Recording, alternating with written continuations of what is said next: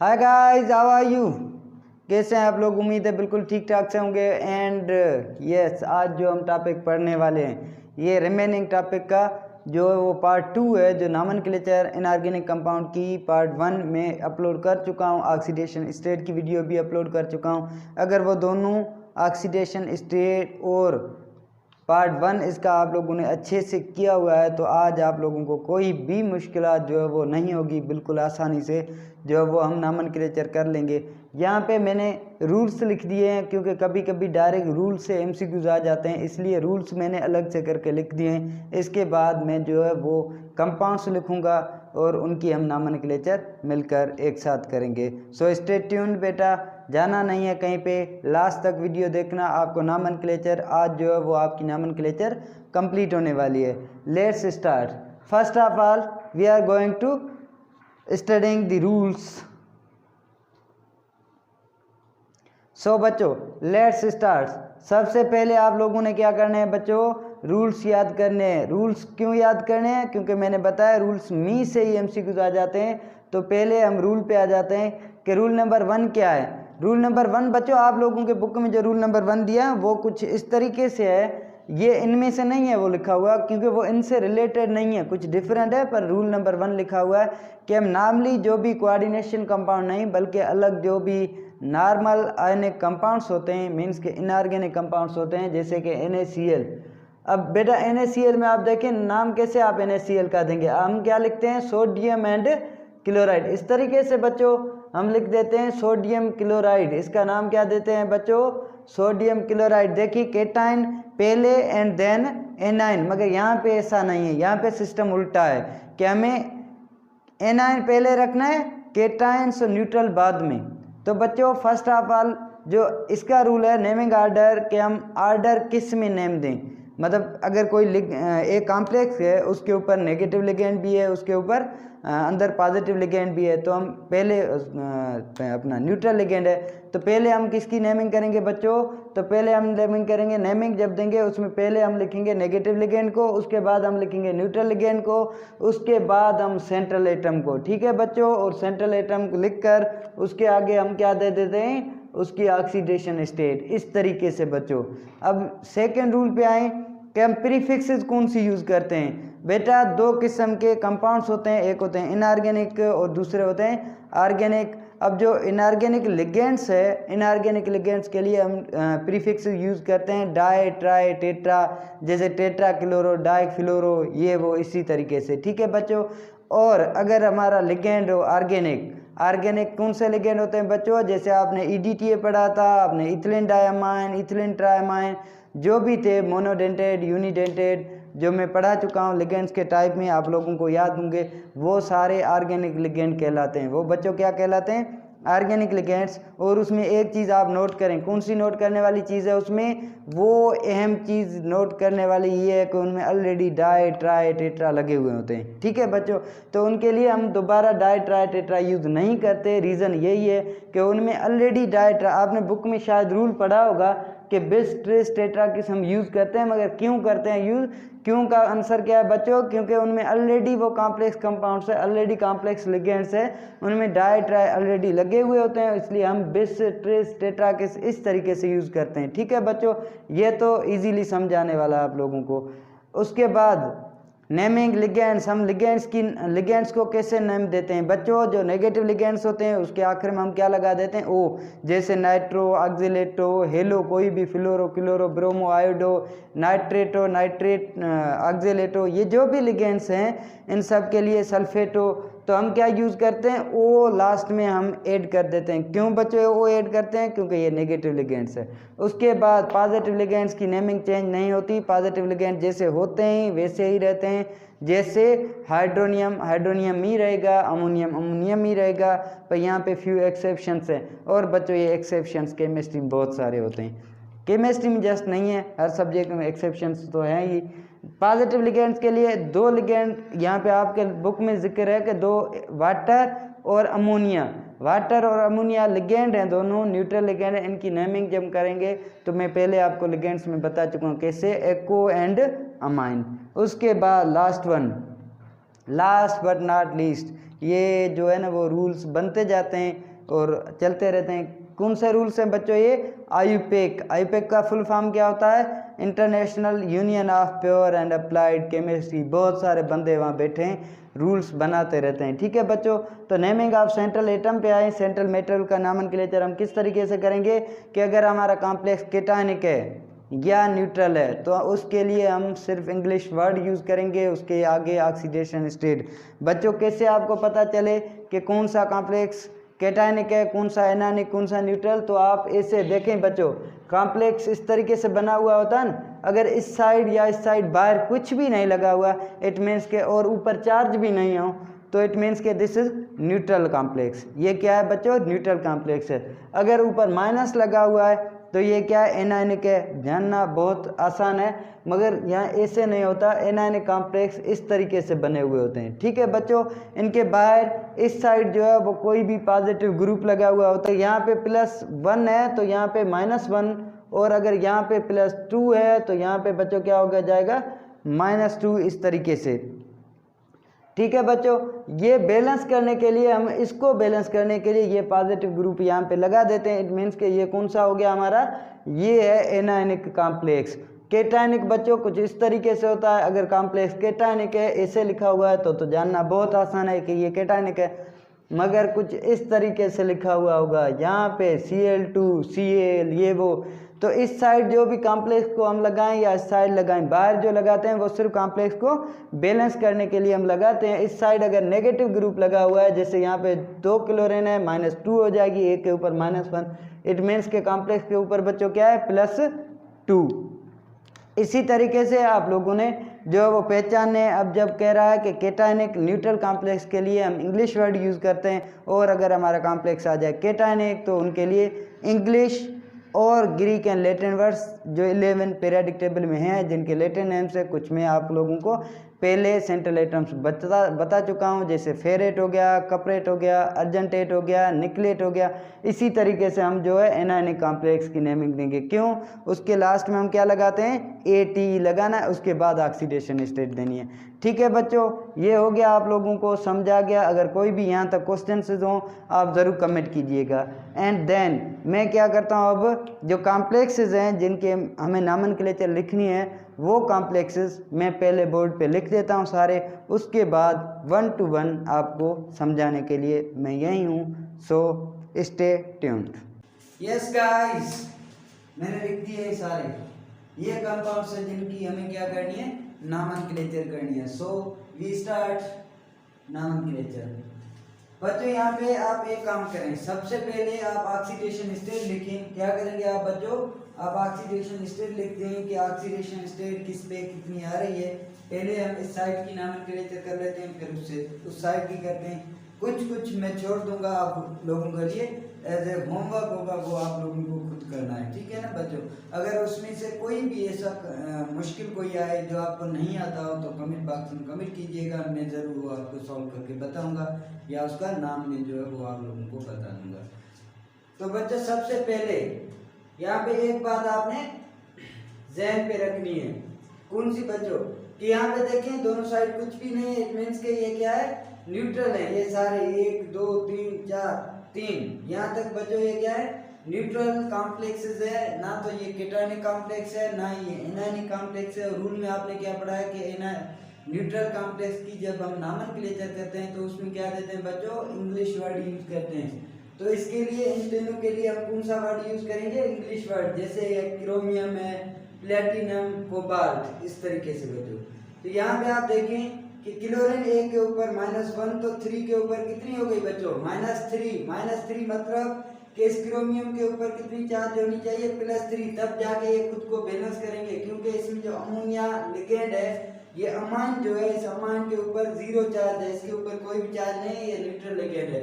तो अब इसकी नामनक्लेचर करें। हो गया बच्चा, ये ऑक्सीडेशन स्टेट हो गई। अब नामनक्लेचर इसकी आप कैसे करेंगे बच्चों? कि यहाँ पे नेगेटिव लिगेंड का पहले नाम देना हमें, तो हो जाएगा ट्राई-क्लोरो।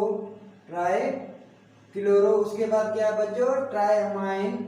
अमोनिया के लिए हम अमाइन लिखते हैं, ट्राई-अमाइन। और उसके बाद क्या है? क्रोमियम, उसकी ऑक्सीडेशन इसमें लिख देंगे। जो है 3। इसी तरीके से नेक्स्ट पे आएंगे, यहाँ पे 1 क्लोरीन है, इट मीन्स के -1 तो इस पे तो है नहीं कुछ भी, इसका मतलब ये +1 होना चाहिए। प्लेटिनम क्या है यहाँ पे बच्चों +1, तो इसकी नॉमेनक्लेचर कैसे होगी, पहले क्लोरो नेगेटिव लिगेंड है इसलिए, उसके बाद डायमाइन क्लोरो डायमाइन प्लेटिनम बच्चों कितना, प्लेटिनम की ऑक्सीडेशन स्टेट क्या है 1, और यस यहाँ पे हम ये 3 ऑक्सीडेशन स्टेट ऐसे नहीं लिख सकते बच्चों, 1 हम ऐसे नहीं लिख सकते, ये हमें क्या करना होता है, रोमन नंबर देने होते हैं, तो रोमन नंबर यूज कीजिएगा हमेशा। तो ये हो गई 1। उसके बाद यहाँ पे है बच्चों NO2 जो है ये नाइट्रो लिगेंड है, नाइट्रो के ऊपर होती है -1 1 के ऊपर, तो यहाँ पे कितने हैं बच्चों 3 -3 इट मींस के कोबाल्ट शुड बी +3, क्योंकि बाहर तो कोई चार्ज है नहीं, ये खुद को बैलेंस करने, अमोनिया तो न्यूट्रल लिगेंड है बच्चों। तो यहाँ पे क्या हो गया बच्चों, ये हो गया 0, तो इसकी नॉमेनक्लेचर करें तो इसके हो जाएंगे ट्राई नाइट्रो, उसके बाद क्या है बच्चों अमाइन, ट्राई नाइट्रो अमाइन, उसके बाद बच्चों कोबाल्ट 3,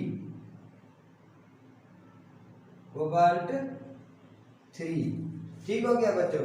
इसी तरीके से आप इस पे आए, इस पे देखें, अब ये जो है कॉम्प्लेक्सेस, यहाँ तक ये 4 कॉम्प्लेक्सेस ये वाले, ये क्या है बच्चों, ये केटायनिक कॉम्प्लेक्सेस हैं, सॉरी एनायनिक कॉम्प्लेक्सेस है, क्योंकि इनके ऊपर जो है वो क्या चार्ज है, माइनस चार्ज है होल कॉम्प्लेक्स के ऊपर। इसको बैलेंस करने के लिए हमने इस साइड जो है वो प्लस रख दिए हैं, जैसे पोटाशियम 3 हो गए हैं, इट मींस के यहाँ पोटाशियम के ऊपर चार्ज हुई +3, एक के ऊपर +1, इट मींस के कॉम्प्लेक्स के ऊपर कितनी चार्ज है बच्चों, कॉम्प्लेक्स के ऊपर है -3।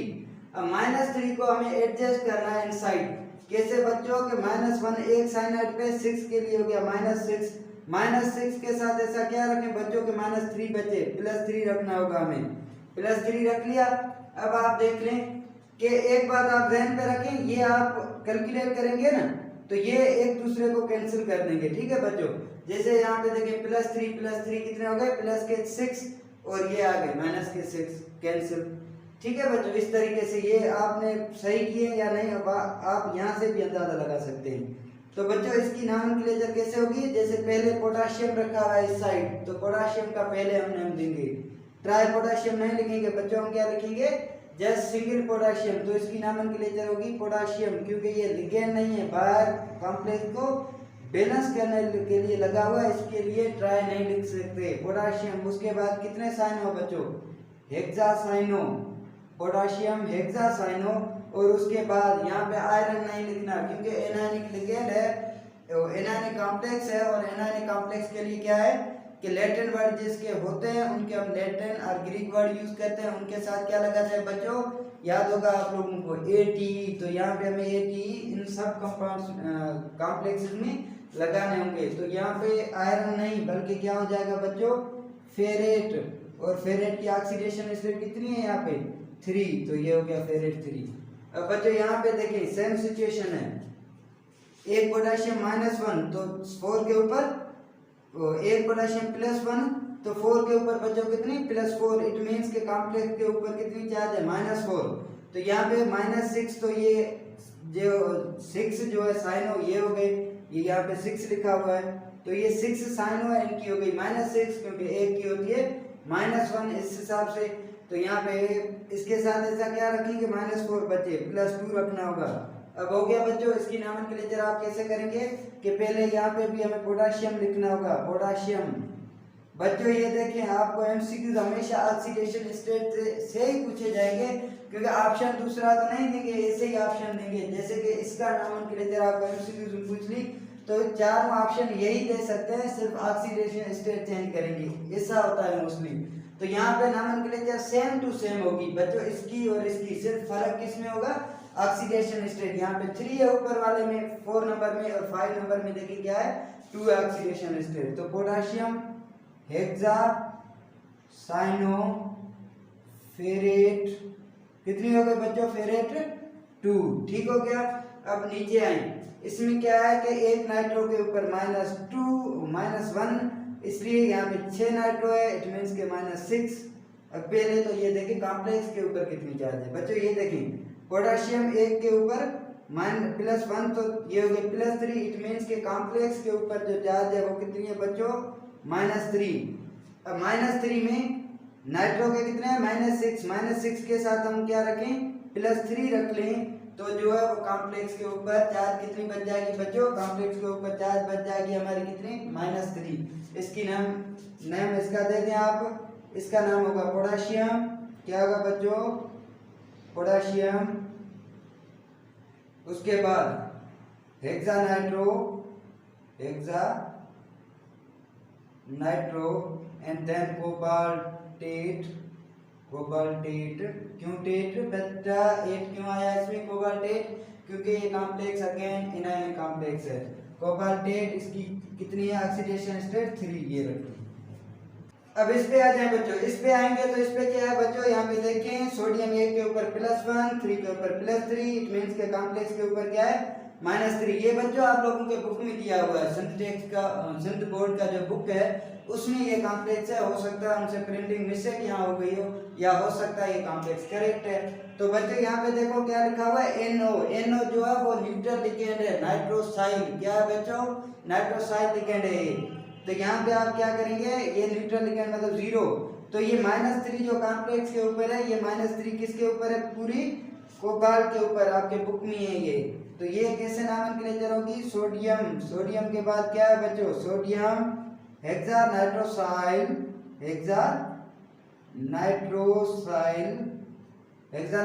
हो गया बच्चों। उसके बाद कोबाल्टेट एंड -3 बच्चों यहाँ पे देना आपको, कौन सी ऑक्सीडेशन स्टेट है -3 है, इसलिए यहाँ पे आप क्या रखेंगे -3। यहाँ पे आए बच्चों, इसकी नॉमेनक्लेचर करेंगे, मतलब ये कंपाउंड जो आपको आ गए यहाँ तक, ये 4 और एक ये कौन से कॉम्प्लेक्स है बेटा, आप लोग अंदाजा लगाएं कौन से कॉम्प्लेक्स है ये।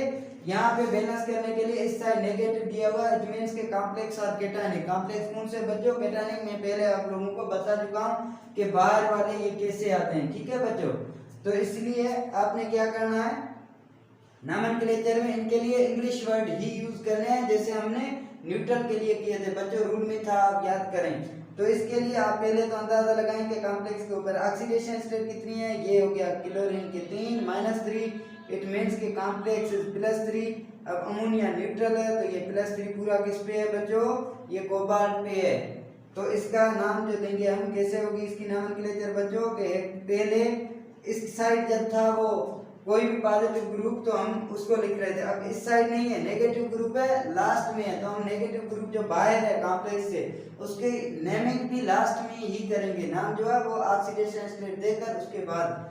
तो बच्चों ये क्या हो गया हेक्सा अमाइन, क्या हो गया बच्चों हेक्सा अमाइन। उसके बाद क्या है कोबाल्ट, हेक्सा अमाइन कोबाल्ट के ऊपर कितनी है बच्चों ऑक्सीडेशन स्टेट 3। उसके बाद हम क्या यहाँ पे देखें 3 ऑक्सीडेशन है 3, उसके बाद हम क्या लिख देंगे क्लोराइड, जस्ट क्लोराइड, ना तो ट्राइक्लोरेन ना क्लोरीन, जस्ट क्या लिखेंगे क्लोराइड।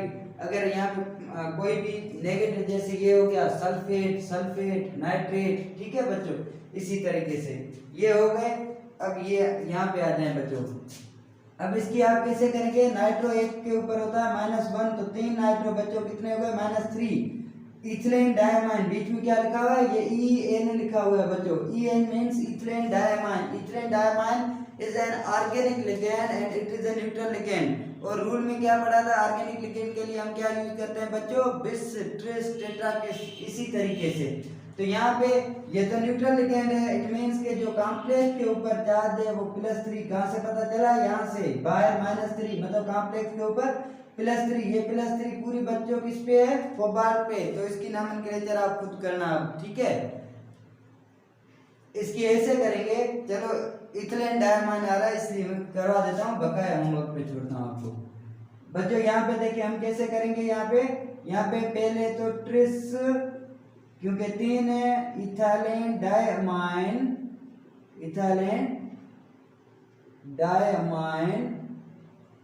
उसके बाद आपने जस्ट देना है cobalt 3 and nitrate, cobalt 3 and nitrate. ऐसे बच्चों आप लोग कर लें खुद। अब ये सल्फेट जो है इसके ऊपर -2 है, सल्फर के ऊपर -2 की वजह से पूरे कॉम्प्लेक्स के ऊपर बच्चों यहाँ क्या होना चाहिए +2। +2 में आप देखें वाटर तो न्यूट्रल है, तो ये +2 पूरी किसके ऊपर है बच्चों, कोबाल्ट के। तो इसकी भी नॉमेनक्लेचर आप कर लेना। मैं ऑक्सीडेशन स्टेट सब की आपको करके देता हूँ, बोल भी देता हूँ कि नॉमेनक्लेचर होगी, जैसे मैं लिख नहीं रहा बच्चों। तो यहाँ पे आप देखें इसकी कैसे नॉमेनक्लेचर होगी कि हेक्सा आपको कोबाल्ट 2 एंड सल्फेट। तो बच्चों इस पे आए आप नीचे वाले पे, ये हो गया -2, इट मींस कि कॉम्प्लेक्स +2 और +2 पूरी इस पे है, क्योंकि अमोनिया पे कोई भी चार्ज है नहीं, अमाइन लिगेंड न्यूट्रल लिगेंड है इसलिए। तो बच्चों इसकी नॉमेनक्लेचर आप करें tetra amine copper and sulphur, copper oxidation state bracket में 2 और उसके बाद सल्फेट। अब ये देखिए बच्चों, हाँ इसकी मैं आपको करवा देता हूँ, इसका मैं नाम लिख देता हूँ क्योंकि थोड़ा सा डिफरेंट है बच्चों। तो ये हो गया +2, क्योंकि 2 सोडियम है, +2 का मतलब कॉम्प्लेक्स के ऊपर क्या है बच्चों -2। -2 में आप देखें एक फ्लोरीन के ऊपर -1, तो 4 फ्लोरीन के ऊपर कितनी है बच्चों -4 हो गई, और ऑक्सीजन के ऊपर होती है -2, तो -4 और -2 बच्चों कितनी हो गई -6। -6 के साथ ऐसा क्या रखें कि -2 बचे, उसके लिए हमें रखना होगा क्रोमियम के ऊपर कितनी +4। तो अब इसकी नॉमेनक्लेचर बच्चों यहाँ तक आसान है, वहां तक मैं आपको, ये है तो आसान, इतनी मुश्किल नहीं है, फिर भी हो सकता है आपको मुश्किल लगे। तो सोडियम के, और ऐसा ना सोचे आपने मुश्किल हमके लिए छोड़ दिए और आसान खुद करके भागे। सो बच्चों जो भी डिफिकल्ट होगा वो मैं आप लोगों को करवा दूंगा, और जो होमवर्क मैं दूंगा आप लोगों को वो बिल्कुल सिंपल होगा। जैसे मैंने ये आपको छोड़े हैं ना, आपको एज ए होमवर्क मैं बता भी तो चुका हूँ, तो आप लोगों के लिए नहीं, आप लोगों की परेशानी में बढ़ाना नहीं चाहता, आप लोगों की परेशानी मुझे क्या करनी है, कम करनी है। सो डोंट वरी, मैं कोई भी ऐसा मुश्किल होगा वो छोड़ूंगा नहीं, आप लोगों को समझा कर फिर आगे निकलूंगा, और जो होमवर्क दूंगा उसके लिए भी मैक्सिमम मैं आपको सॉल्यूशन ही समझो दे देता हूँ, फिर वो लिखने आपको थोड़ी सी मेहनत खुद भी करेंगे, ठीक है ना बच्चों। तो डोंट माइंड, यहाँ पे आ जाए। तो यहाँ पे क्या हो गया बच्चों, सोडियम के बाद क्या हो गया, यहाँ पे टेट्रा फ्लोरो, क्योंकि 4 फ्लोरो है तो टेट्रा फ्लोरो। उसके बाद बच्चों क्या ये ओ मींस ऑक्सो, कितने ऑक्सो है, एक ही है तो मोनो नहीं लिखते हम, एक के लिए जस्ट ऑक्सो लिखते हैं, tetra fluoro oxo and then, अब तो आप लिख सकते हैं ना बच्चों, देन क्रोमियम क्रोमेट। यहाँ पे क्या लिखेंगे बच्चों, क्रोमेट, क्योंकि यहाँ पे कॉम्प्लेक्स कौन सा एनायनिक है इसलिए क्रोमेट। एंड क्रोमेट के बाद क्या लिखेंगे बच्चों, उसकी ऑक्सीडेशन स्टेट आप दे देंगे 4, ठीक है बच्चों। यहाँ पे देखें, यहाँ पे क्या है, ये भी कॉम्प्लेक्स कुछ चेंज है, ये इसमें जो लिगेंड लगा हुआ है this is known as carbonyl ligand, CO। बेटा इसका क्या बोलते हैं, कार्बोनाइल लिगेंड। जो न्यूट्रल लिगेंड होता है उसके ऊपर कोई भी चार्ज नहीं होती, ये आप लोगों ने ध्यान में रखनी है बच्चों। तो यहाँ पे देखें ये न्यूट्रल है, इट मींस के जो कॉम्प्लेक्स के ऊपर ऑलरेडी एक, यहाँ पे बच्चों आपको दिखाई दे रहा है या नहीं, ऐसे ऑलरेडी एक माइनस चार्ज इस कॉम्प्लेक्स के ऊपर दिया हुआ है, इट मींस के कॉम्प्लेक्स एनायनिक। कॉम्प्लेक्स कौन सा है बच्चों, एनायनिक कॉम्प्लेक्स है।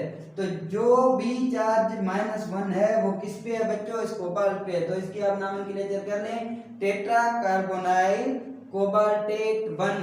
कोबाल्टेट क्यों, क्योंकि एनायनिक 1 सेकेंड, सो कोबाल्टेट 1 हो गया बच्चों। यहाँ पे देखें ये न्यूट्रल है, ये 0, ये भी 0 में है, तो इसके लिए आपने क्या करना है, जस्ट लिखना है डायमाइन सिल्वर 0, डायमाइन सिल्वर 0। इस हिसाब से इस पे आए। 1 सेकेंड कार्बोनाइल है बच्चों, कार्बोनाइल 0, आपको मैंने बताया कार्बोनाइल क्या है, न्यूट्रल लिगेंड है, तो ये कैसे हो जाएगा, टेट्रा कार्बोनाइल एंड निकेल 0। यहाँ पे निकेल क्योंकि न्यूट्रल कॉम्प्लेक्स है, निकेल 0। इस हिसाब से आप यहाँ पे आए, ये अर्जेंटेट हो जाएगा बच्चों, क्योंकि ये 1 सेकेंड बाय +3 मींस के कॉम्प्लेक्स के ऊपर क्या है -3 मतलब ये कॉम्प्लेक्स कौन सा बच्चों, एनायनिक कॉम्प्लेक्स है। तो -3 में -4 तो किस पे है, फ्लोरीन पे। -4 के साथ ऐसा क्या रखें कि -3 बचे बच्चों, इसके लिए हमें रखना होगा +1। तो यहाँ पे आप कैसे करेंगे बच्चों, यहाँ पे आप मैं बोल देता हूँ आपको, यहाँ पे आप लिखेंगे सोडियम के बाद लिखेंगे टेट्रा फ्लोरो के बाद अर्जेंटेड वन। ठीक हो गया बच्चों। यहाँ पे देखिए लास्ट वन मैं आपको बता देता हूँ कि ये देखें ये हो गया +4, इट मींस के कॉम्प्लेक्स के ऊपर क्या है -4, और -4 जो है वो पूरी किसके ऊपर है, 4 साइनों के ऊपर, मतलब निकेल के ऊपर। यहाँ पे क्या है 0, इसकी नोमेनक्लेचर बच्चों कैसे होगी, पोटेशियम टेट्रासाइनो निकलेट 0, पोटेशियम टेट्रासाइनो निकलेट 0। हो गई बच्चों नोमेनक्लेचर। यहाँ पे नोमेनक्लेचर जो है वो खत्म होती है। उम्मीद है आप लोगों को नोमेनक्लेचर समझ आ गई होगी, फिर भी आप लोगों को प्रैक्टिस जरूर करनी होगी। एंड यस वंस अगेन आप लोगों को बहुत सारी बेस्ट विशेष है, क्योंकि एंट्री टेस्ट बहुत करीब आ चुकी है और डिसीजन भी तकरीबन फाइनल होते जा रहे हैं। तो हो सकता है 15 पे ही आपकी टेस्ट हो जाए, 15 नवंबर 2020।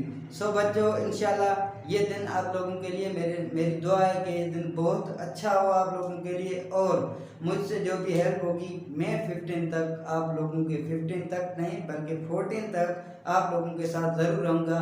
और उसके बाद जो वो मैं कोचिंग क्लासेस की वीडियो लेक्चर्स अपलोड करूँगा। ठीक है बच्चों, thank you and take care. अपना ख्याल रखना, बहुत सारा पढ़ाई पे बहुत ध्यान देना, और एक्स्ट्रा करिकुलम एक्टिविटीज़ आप छोड़ दें। और आप एक बात और जहन में रखें कि आप लोगों ने पढ़ना कैसे है, आप लोगों ने अब क्या स्ट्रेटजी बनानी है कि रिमेनिंग डेज हम कैसे पढ़ें। तो इसके लिए भी इंशाल्लाह मैं आप लोगों के लिए वीडियो अपलोड कर दूंगा कि अब आपकी पढ़ाई की मेथडोलॉजी क्या होनी चाहिए। बच्चों सबसे पहले शॉर्टकट में बोल दूँ, MCQs पे ज़्यादा फोकस करें, और जो अब रीडिंग को छोड़ दें, आप MCQs करें। जिस सब्जेक्ट के आप डिफरेंट टीचर्स के MCQs करें, बहुत सारे जो भी टीचर्स हैं उनके MCQs करें। जो टीचर या जिस चैप्टर के आपको MCQs मुश्किल लग रहे हैं, आप सिर्फ उस चैप्टर की दोबारा रीडिंग करें, अदरवाइज सभी चैप्टर्स की रीडिंग करने की आपको कोई ज़रूरत नहीं है। अगर आप 98% 95% चैप्टर के हर किसी टीचर की टेस्ट में मार्क्स ले रहे हैं, तो मीन्स कि वो आप लोगों का क्या होगा, क्लियर है। ठीक है बच्चों, thank you once again best of luck. Goodbye बच्चों, थैंक यू।